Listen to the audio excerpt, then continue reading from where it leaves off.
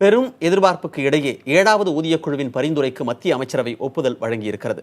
10 ஆண்டுகளுக்கு பிறகு மத்திய அரசு ஊழியர்களுக்கு ஊதிய உயர்வு அளிக்கப்பட்டிருக்கிறது. இது குறித்த ஒரு செய்தி தொகுப்பினை இப்பொழுது பார்க்கலாம். 2015ஆம் ஆண்டு நவம்பர் மாதம் 7வது ஊதியக்குழு தனது பரிந்துரைகளை மத்திய அரசுக்கு வழங்கியது. மத்திய அரசு பணியாளர்கள் இந்த பரிந்துரைகளுக்கு எதிர்ப்பு தெரிவித்து வந்த நிலையில் 7வது ஊதியக்குழுவின் பரிந்துரைகளுக்கு மத்திய அமைச்சரவை ஒப்புதலை வழங்கியுள்ளது.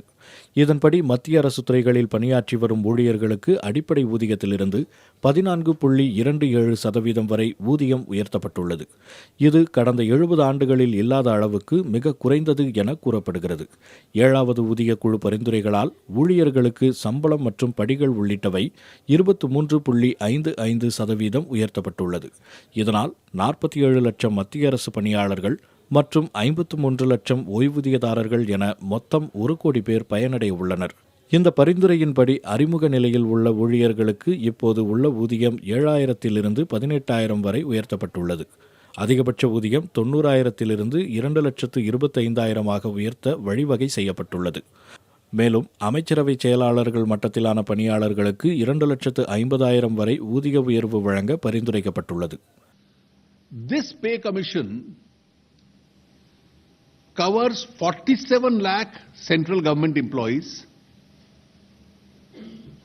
and 53 lakh pensioners. लगभग 1 करोड़ लोगों पे इसका प्रभाव पड़ता है और इसमें से 14 लाख एम्प्लॉइज सर्विंग और 18 लाख पेंशनर वो हैं जो डिफेंस फोर्सेस के हैं. 7வது ஊதியக்குழுவின் பரிந்துரைகளை அமல்படுத்துவதன் மூலம் அரசுக்கு ஆண்டுக்கு சுமார் 1.02 லட்சம் கோடி ரூபாய் செலவாகும் என கணக்கிடப்பட்டுள்ளது. இது மொத்த உள்நாட்டு உற்பத்தியில் 0.7% ஆகும்.